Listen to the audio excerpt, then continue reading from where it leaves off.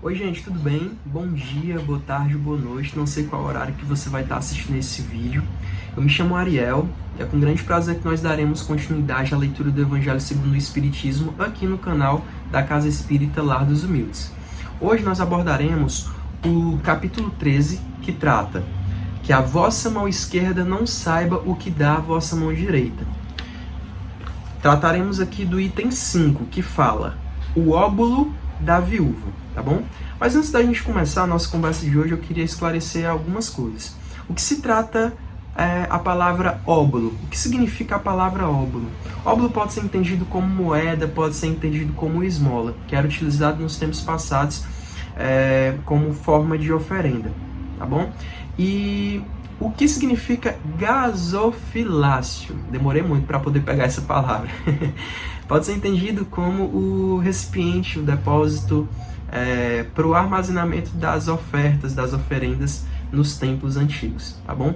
E uma curiosidade, eles eram feitos de um material onde todas as oferendas que tocavam o fundo ou as laterais do recipiente faziam um barulho estridente, né? Um barulho bem alto. E isso tem um motivo e a gente vai entender no decorrer da nossa leitura. Fiz questão de esclarecer isso porque no momento da leitura eu fiquei meio que em xeque no momento e tive que recorrer à literatura para poder buscar esses significados e que talvez pudesse complicar um pouco desse entendimento da mensagem. Então, por via das dúvidas, é melhor esclarecer antes de nós darmos início aqui na nossa leitura. Como é que nós vamos fazer? Eu vou ler parágrafo a parágrafo e vou pausando para que nós possamos estar comentando. Isso é uma maneira para que nós possamos estar entendendo toda a mensagem sem que tenha essa falta de entendimento ou a perda de alguma informação que talvez nós julgamos ser importante abordarmos nessa nossa conversa de hoje, tá bom? E é isso, vamos para a leitura?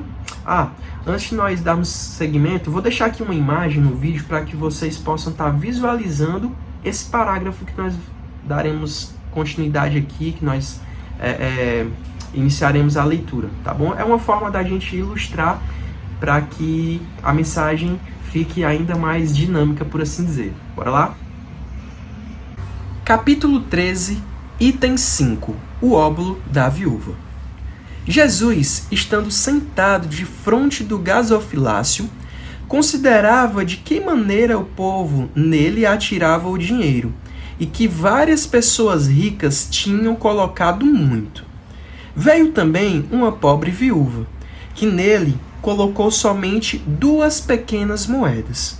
Então, Jesus, tendo chamado seus discípulos, disse-lhes: Eu vos digo em verdade, esta pobre viúva deu mais do que todos aqueles que colocaram no gasofilácio, porque todos os outros deram de suas abundâncias, mas esta deu de sua indigência, tudo mesmo o que tinha e tudo o que lhe restava para viver.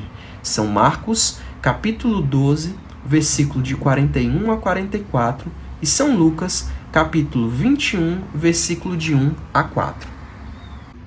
Então, gente, como vocês puderam observar, houve uma caracterização do ambiente, tá bom? Essa imagem que vocês observaram está presente no livro Sabedoria do Evangelho, de Carlos Torres Pastorino, tá bom? E no livro Pontos e Contos, de Humberto de Campos, ele vem trazer outros personagens. E eu gostaria de citar aqui 3, que seria Judas, Pedro e uma outra senhora, além dessa viúva citada, tá bom? Judas, todas as vezes que algumas das pessoas que apareciam naquele templo e colocavam as suas oferendas no gasofilácio, ele sempre ficava observando e meio que cutucava Jesus assim para poder ficar sempre dizendo alguma coisa. Tipo, Jesus está vendo fulano de tal deu isso e aquilo. E Jesus, muito sabiamente, muito amoroso e manso, né, sempre olhava para Judas e também para os outros apóstolos e exclamava sempre alguma outra coisa, rebatendo ou, na verdade, encobrindo aquela verdade que Judas trazia, sempre colocando uma outra face, uma outra visão. E no livro Pontos e Contos ele narra mais ou menos assim, ó. Mestre, dizia Judas, Efraim, o levita de Cesareia, entregou 200 moedas, 200. Jesus responde, bem-aventurado seja Efraim, falou o amigo divino, sem afetação. É grande virtude saber dar o que sobra, em meio de tantos avarentos que se rejubilam à mesa, ouvindo os infelizes que não dispõe de uma corda de pão, um pedaço de pão.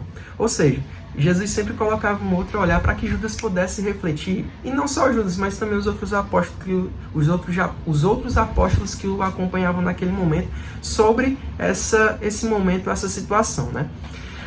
Essa viúva que coloca as duas moedinhas, né, é citada no livro também Pontos e Contos, e também no nosso evangelho. Jesus comenta que ela foi a que mais doou naquela noite, naquele momento, até aquela situação, né?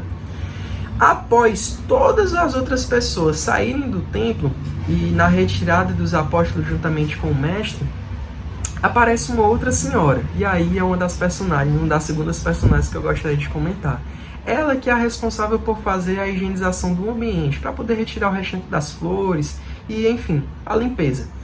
E Pedro, que aqui é o terceiro personagem que eu gostaria de comentar, quando eles já estavam saindo, meio que também cutuca Jesus e pergunta: mestre, vamos aqui ser fiéis à leitura, né? Pedro agora a sós com o Messias. Essa mensagem, só fazendo um adendo aqui, pessoal, tá presente também no livro Pontos e Contos, de Humberto de Campos, tá bom? Pedro, agora a sós com o Messias, ainda impressionado com as lições recebidas, ousou interrogar: Senhor, foi então a viúva pobre a maior doadora do templo do vosso pai?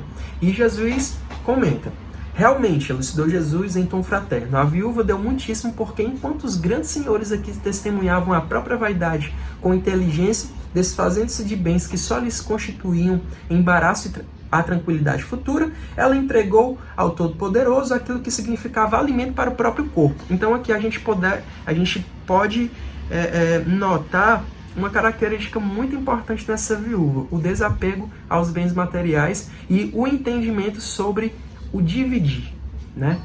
Daqui a pouco a gente comenta sobre isso. Em seguida, a leve pausa apontou o indicador à serva anônima que se incumbia da limpeza sacrificial e concluiu: Jesus. A maior benfeitora para Deus, no entanto, ainda não é a viúva humilde que se desfez do pão de um momento. É aquela mulher dobrada de trabalho, frágil e macilenta, que está fornecendo à grandeza do templo o seu próprio suor. Aí a gente puxa a reflexão que foi citada anteriormente.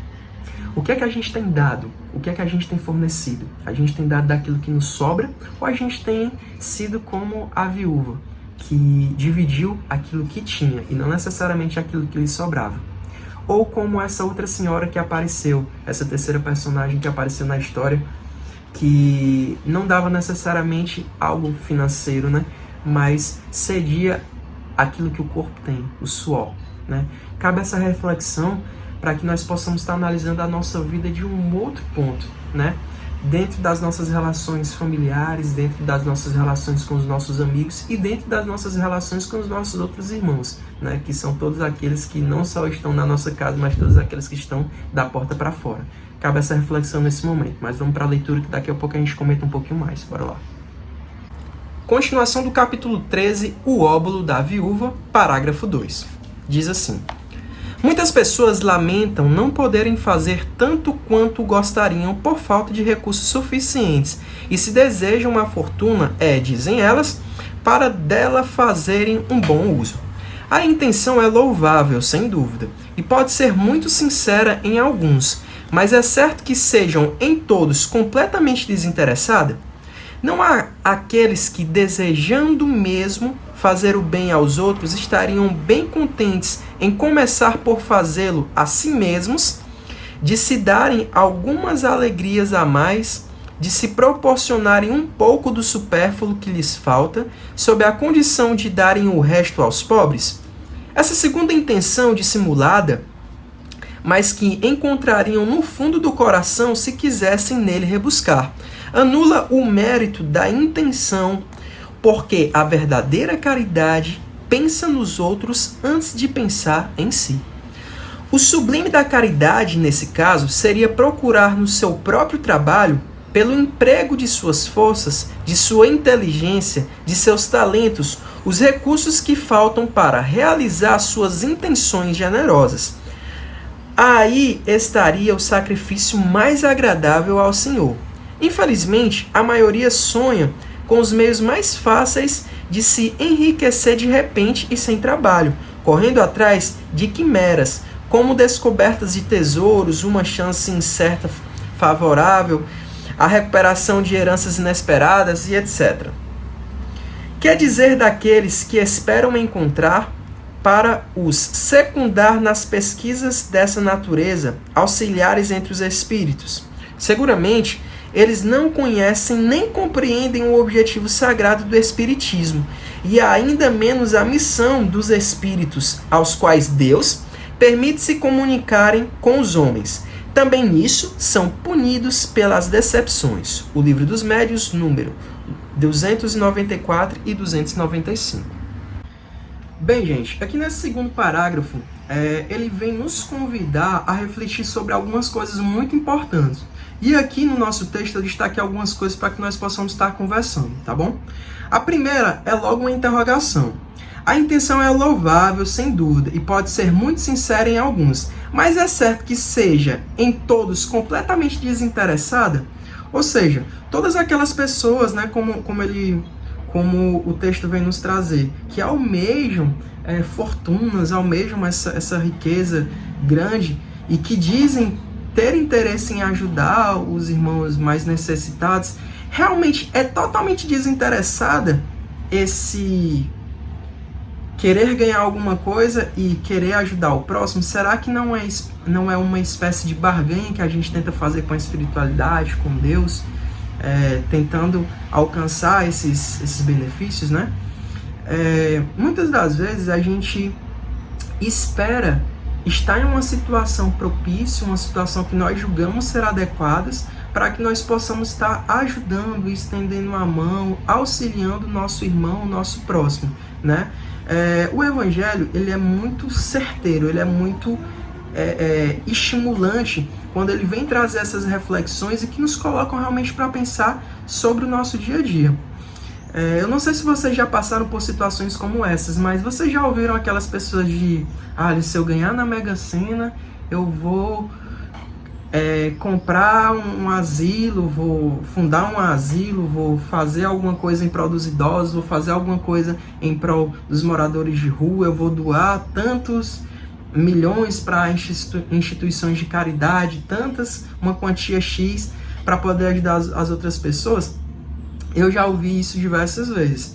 E não que eu esteja na situação, não que nós estejamos na situação de julgar, mas sempre fica aquela pulga atrás da orelha pensando sobre, poxa, por que você não faz isso agora? Você não precisa necessariamente, no que diz respeito a uma doação financeira, doar rios e rios de dinheiro, mas você pode estar se doando de alguma outra maneira, e não só financeiramente, né? Às vezes a gente tem esse hábito de acabar pensando, quando a gente lê, agora falando particularmente por mim, quando eu leio essa mensagem, há alguns tempos atrás, eu sempre pensava sobre o quesito financeiro, né? Mas a mensagem ela é muito clara, quando ela vem nos fazer um convite a sermos caridosos, humildes e mansos e estendermos a nossa mão em diversos outros sentidos, que se estende ao nosso ouvido, ao nosso olhar, à nossa fala, ao nosso abraço, a diversos outros sentidos, né? A gente pode se doar de outras maneiras sem que seja necessariamente financeira. Lembra lá daquela sua avó, do seu pai ou da sua mãe, do seu companheiro, do seu irmão, enfim, daquela pessoa que está dentro da sua casa, que anda meio borocochô, como a gente costuma dizer, anda meio triste, anda meio com o olhar meio perdido, meio vago. Pois é, você já pensou em doar o teu ouvido? Você já pensou em parar para escutar o que é que ela tem para dizer? Nem que seja para falar sobre qualquer outra coisa, mas simplesmente você se doar naquele momento? Você já pensou em dar um abraço naquela pessoa que está se sentindo meio triste, está meio para baixo? Você sabia que um abraço ele tem essa capacidade de regeneração da energia das outras pessoas quando você doa realmente de coração? Pois é. Existem diversas outras maneiras da gente se doar. Aquela sua amiga, aquele seu amigo, seu companheiro que está passando por um processo de depressão, de ansiedade, que ele só precisa, algumas vezes, somente ser ouvido. Você já pensou em ser ouvido, né? A dedicação do tempo nesses tempos corridos, não agora, né? Que acredito eu que uma boa parte da sociedade está dentro dos seus lares, nesse período de quarentena que nós estamos enfrentando, e o tempo surgiu, né? Tempos que você há muito tempo atrás não tinha, agora ele surgiu entre aspas, inesperadamente. Agora você tem tempo para poder fazer tudo isso. Então, que tal agora você parar para poder analisar sobre essas questões, né? De você doar um pouco mais do seu tempo. E não só agora, mas também depois que esse período passar, porque é importante a gente dar continuidade a essas atitudes que acabam auxiliando o nosso próximo em todos os âmbitos da sociedade, em todos os sentidos. Então, cabe essa reflexão, tá bom? E aqui, ele vem nos trazer outro ponto muito importante. Ele diz o seguinte: não há aqueles que, desejando mesmo fazer o bem aos outros, estariam bem contentes em começar por fazê-lo a si mesmos, de se darem algumas alegrias a mais, de se proporcionarem um pouco do supérfluo que lhes falta, sob a condição de darem o resto aos pobres? Ou seja, será que essa pessoa não estaria pensando primeiramente nela e posteriormente nos outros, né? Nós estamos sempre sendo convidados a pensarmos no próximo. Perceba, no momento em que você se morar em condomínio e tiver um elevador, você aperta o botão, tem 7 pessoas para poderem entrar e uma outra pessoa acaba de entrar na fila, uma idosa, por exemplo. E o elevador ele só cabe 8 pessoas. E você foi uma das primeiras pessoas a chegarem e apertarem. Coisa simples. Custa você ceder o espaço para aquelas outras pessoas subirem, né? Você não sabe a pressa das outras. Sei que você também tem pressa, mas vamos tentar analisar dessa maneira, desse ponto. Custaria você ceder esse espaço, você se doar em prol do próximo, para aquelas senhoras, todas, vamos colocar essa situação, que todas são senhoras. E você tá na flor da idade, vamos colocar assim, né? Custaria você dar esse espaço, você ceder isso? E essa situação ela pode se aplicar em diversos outros exemplos muito pequenos, muito simples, que pode passar batido, né? Como a gente costuma dizer aqui. Às vezes passa e a gente nem percebe essa oportunidade da gente servir. É no pequeno, gente. A gente não precisa esperar por grandes situações, por grandes momentos, por grandes coisas, para que nós possamos estar servindo o nosso próximo. Então, será que a gente não está pensando muito mais na gente do que pensando no outro, né? Gostaria de bater nessa tecla mais uma vez. Vamos dar continuidade aqui às outras coisas que eu acho que sejam importantes nós comentarmos. Ele fala assim: a verdadeira caridade pensa nos outros antes de pensar em si.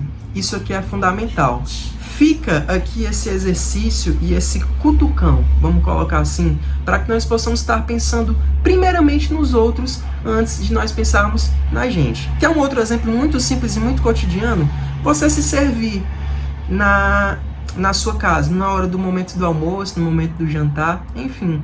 Teste deixar as outras pessoas se servirem primeiro e você ser o último. Observe a reação das pessoas, né? Não necessariamente você esperar que as outras pessoas sejam gratas porque você está cedendo aquele espaço. Mas é um exemplo simples, é um exercício simples que é, como eu costumo dizer, o costume de casa se leva à praça, né? Minha avó, minha mãe sempre disseram muito isso.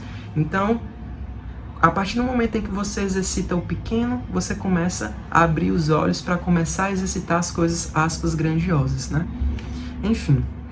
E lá no finalzinho, ele vem nos fazer um outro convite. Ele diz assim, ó: quer dizer daqueles que esperam encontrar para o secundar nas pesquisas dessa natureza auxiliares aos espíritos.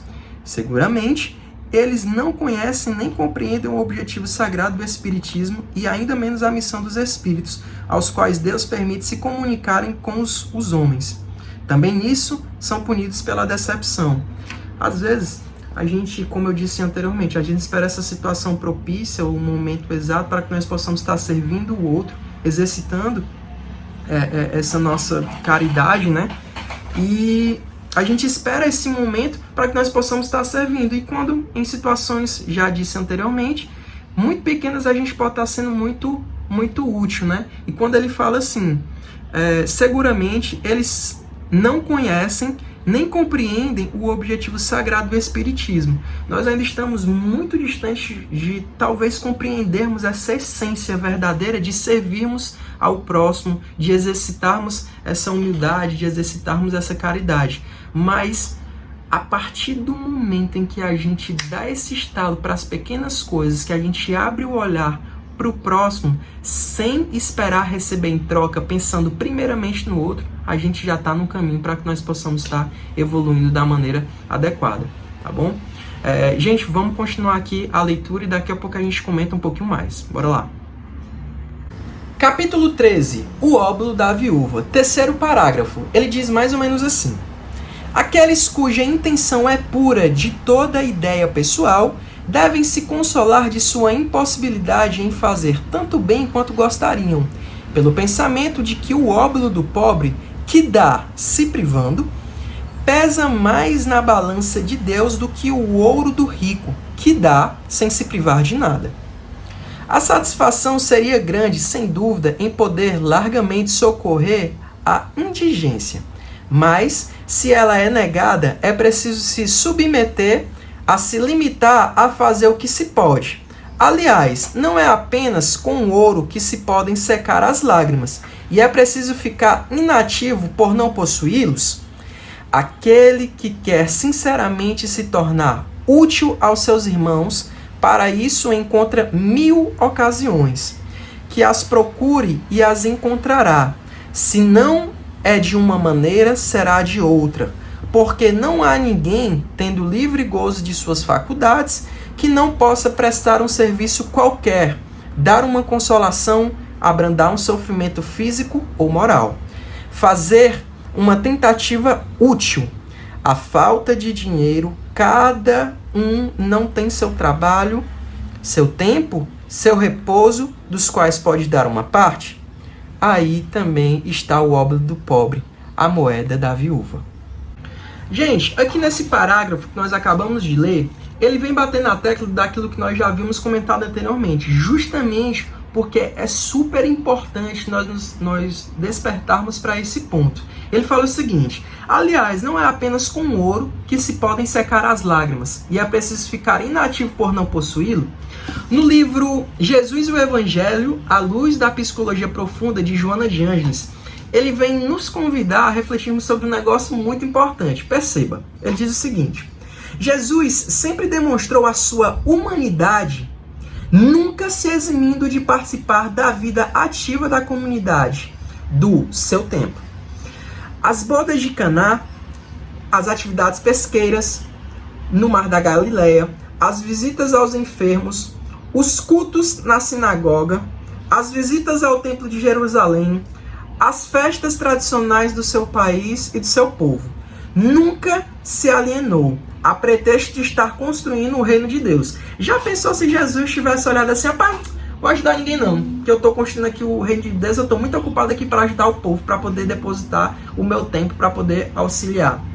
Não, foi totalmente ao contrário. Todas as vezes em que ele se encontrava com o povo, ele sempre encontrava uma maneira, sempre tinha uma parábola, sempre tinha uma forma de auxiliar, sempre tinha uma forma de contribuir, né? Ou seja, aí cai naquela nossa reflexão do parágrafo passado, essa necessidade de começar pelo pequeno. Desde o momento em que você cede o espaço, por exemplo, no elevador, desde o momento em que você deposita, dá essa oportunidade das outras pessoas na sua casa te servirem, se servirem primeiro, desde o momento em que você cede o teu ouvido para poder ouvir as aflições dos teus irmãos, dos teus familiares, dos teus amigos, desde o momento em que você cede o teu abraço para poder confortar, nem que você fique simplesmente calado, não diga sequer uma palavra, mas com o teu abraço você consegue consolar, com o teu abraço você consegue ser carinho, ser amor, ser compreensão, né? Então, gente, aqui a gente já está finalizando,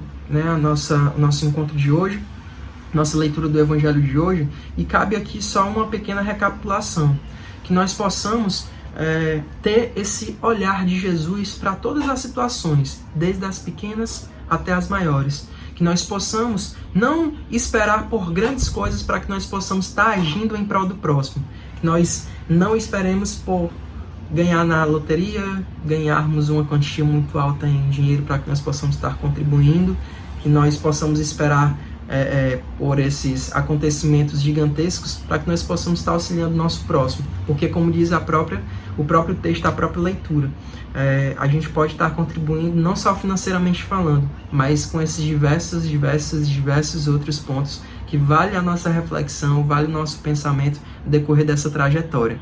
Que nós possamos nos doar tal qual como a viúva que depositou aquelas 2 moedinhas lá no gasofilácio. Que nós possamos nos doar também como aquela outra senhora que foi citada no livro, só um momento, Pontos e Contos, de Humberto de Campos, né? Aquela que fez a higienização do ambiente, aquela que doou o seu suor no momento em que não podia doar nada, mas doou de si. Então eu acho que essa mensagem, eu acredito que essa mensagem ela tem esse objetivo de nos cutucar, de nos impulsionar a mudança para que nós possamos estar nos reavaliando todos os dias em todas as situações que nós pudermos, né? Na verdade, a gente sempre pode.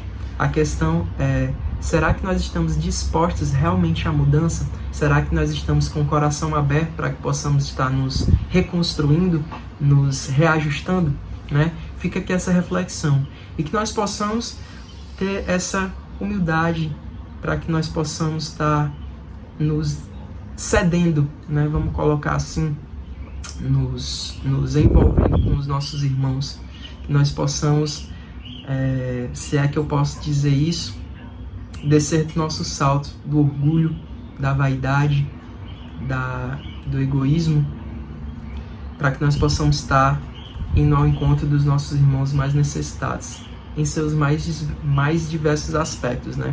E nós também temos essa necessidade de termos um ouvido, de termos um abraço, de termos uma ajuda em seus mais amplos sentidos.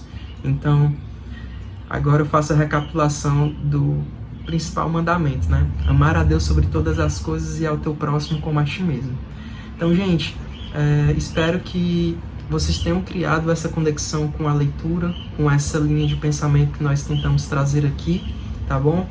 Vale sempre lembrar que você está lendo na sua casa, você tem um olhar, uma percepção diferente para o ambiente, para a mensagem, para os personagens que foram super importantes, né? E que nós possamos ter esse olhar de Pedro, que foi citado, né? Que nós possamos perceber isso, que nós possamos ter o olhar de Jesus, sempre colocando uma perspectiva diferente, uma análise diferente em cada situação, e que nós possamos ser tal qual como aquela viúva que colocou as 2 moedas no gasofilácio, e tal qual como aquela senhora que depositou um pouco do seu suor, do seu esforço em prol do próximo, tá bom? Um beijo, um abraço, um cheiro bem grande, e que Jesus possa confortar todos os dias o seu coração, que você possa se sentir acolhido nos momentos difíceis da sua vida, e que nós possamos, a cada dia, a cada novo amanhecer, estarmos exercitando a nossa humildade, a nossa evolução, que nós possamos estar nos doando em prol do nosso próximo, tá bom? Fiquem com Deus, até a próxima. Tchau, tchau.